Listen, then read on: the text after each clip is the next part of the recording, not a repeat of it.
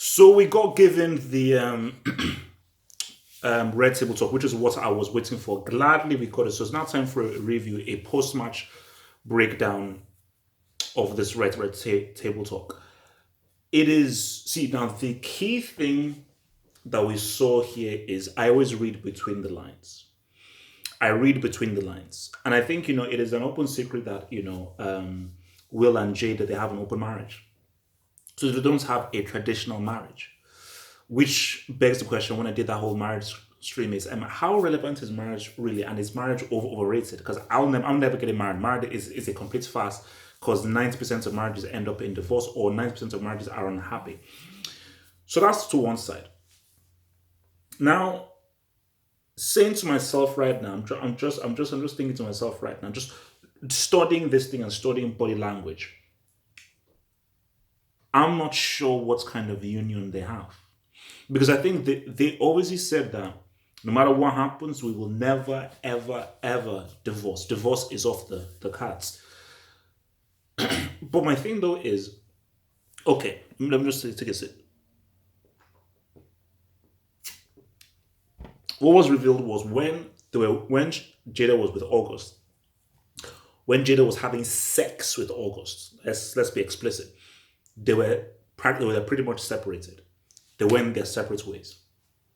Also, what is also very interesting, which is what we know, is I remember the Suicide Squad run, like the whole press tour. I was like, man, Will and Margot Robbie they seem very cozy with one another. It was very cozy with one another. And of course, in Hancock, Charlize Theron spoke so candidly, about how much she admired Will and everything. So you could argue, especially with what was being said when Jada said, "Okay, you got back at me" and all that kind of stuff, was I think Will did definitely have sex with Margot Robbie and Charlize Theron during the whole open marriage thing. So maybe that was when they were separated or when they wasn't. So then the other thing was August saying the whole that Will Smith gave him permission, and Jada and Will said that they denied that. So maybe from August's point of view, he was like, "You're separated." I'm sure. See, and see, a conversation was had because August was like, "I know that you're separated, but just guy code and sort of, I am with her right now. Are you fine with us having this relationship since you are separated?" So we was like, "Cool." See, the way that we perceived it was how okay, Will and Thingy, you're together. Yes, you have an open marriage, but you're together. And Will, you actually practically give say, "Oh yeah, you can go ahead and do the doggy style and so forth with um with my wife, my wife." Um, but as I'm looking at the stuff, you see, I think Will and Jada, they've always tried to, well, specifically Will, not maybe Jada, but specifically Will, they've tried to portray themselves as this perfect union and this perfect family. And you see, Will picks his words very carefully. I think Jada is a lot more transparent, whereas Will is very much guarded. And I think Will definitely sort of treads the line with what he says, where Jada is a bit more direct. But as I just studied this and so forth, and say, another key point was, again, which was important, this happened years ago. This wasn't recent. So for them, this was already dealt with. But the key thing about it was that it wasn't really dealt with because, as Jada said, August had cut off communication. So she was like, but you don't know how he's processing this stuff because you've not spoken to him, as she said, for a long time. So, and so he says to yourself, should August have not have said anything? No, really, because stuff is said out there and he wants to set the record straight. But obviously you could say, well, you should have set the record. You should have set the record straight in private. But if his feelings were hot and he was pained by it, somebody who's hurt your feelings, you don't want to speak to them, you don't want to deal with them with anything. But at the same time, you want to set the record straight. But just think more so with Will and Jada. I think it goes to the whole thing of like, I'm trying to read their body language and say, what kind of union do you have? What kind of marriage do you have? And I think even more so is I see my point of view. I always say that marriage is unnatural.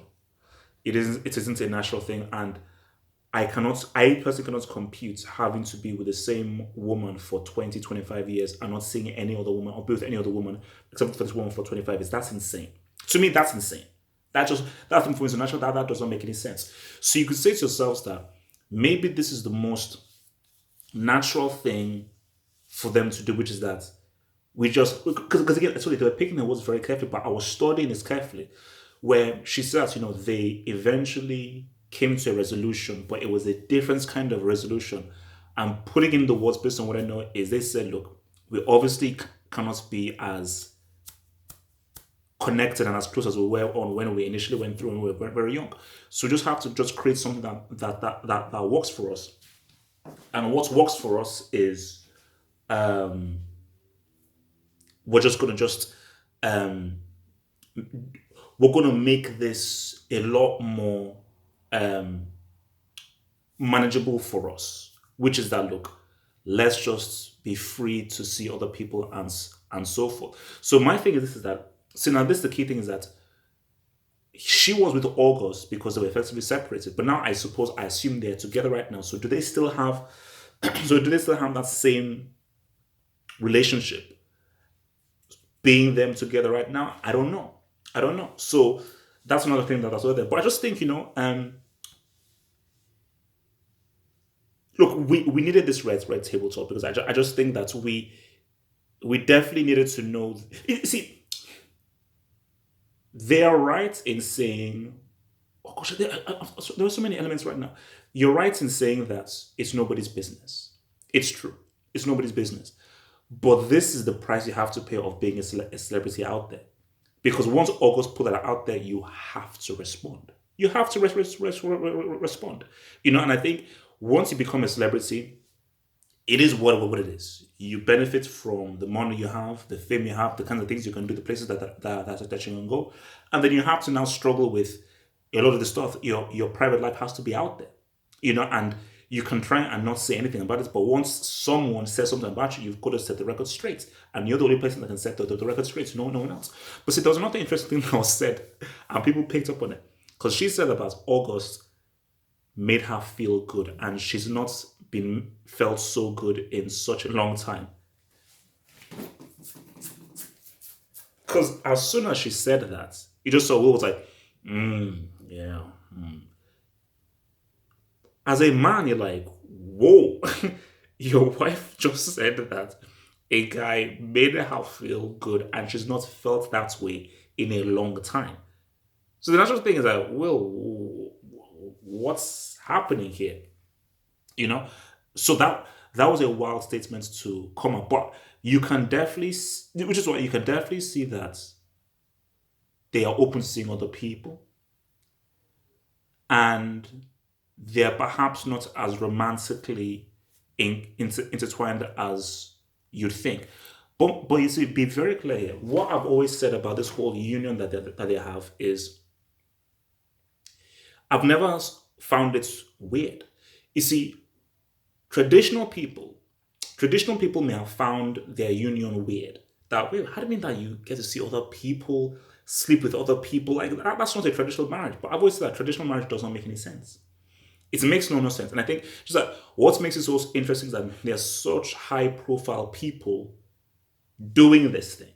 And what is more interesting is maybe this is the way in which these kinds of marriages can work. And the way that a marriage can work.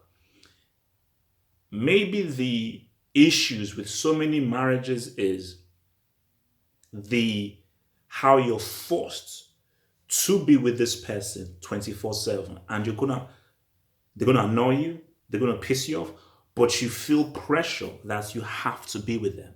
You cannot be with anyone else.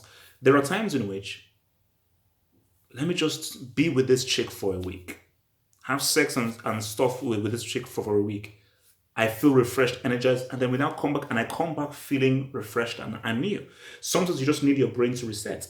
Because I say that why has society forced upon us this concept that nope, once you marry, you must be with this person 24/7.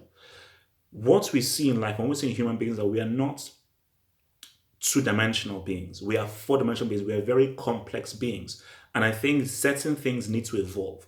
Certain things need to sort of match who we are as people. So certain things that may have worked 50 years ago, 60 years ago, can't work now. Things evolve, things go through. Look at how technology and internet have changed things, you know, and they're still together. Because what would you rather have? You force yourself into the traditional idea of a marriage, you're unhappy, you fight, you're miserable, and you create a toxic environment for your kids in your house. Or you say to yourselves that I'm free to sleep with other people, see other people, do stuff with other people, but I know and I've made a vow, no matter who I sleep with, no matter who I am with, that I come back to this, I come back to this house, I come back to this home. I don't bring my side chick or my little candy pie. I never bring them to our family home. We do that in a hotel, in a vacation spot. But when we come back home, it is what it is. We do this thing and our relationship maybe evolves and so forth. But and the key thing that we maintain a union and our kids and our children see this union. I think for me that is far healthier than a broken home and a toxic home, you know. So it was a good table talk. I'd have liked it to be longer. I would have liked August to be there, but once she said that she's not had spoken to August in a long time, and August was pretty much broken from this. Actually, women can break guys, Once you realize that, then you're like, all right, okay, this makes sense. This makes sense, man. But I want a part two. That's what I want. I just want a part two, and I want things to be evolved. But just for Will Smith and for people, don't present perfection.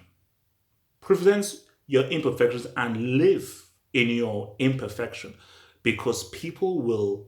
I think people should realize that celebrities are imperfect rather than creating this falsity, which is the falsity of perfection.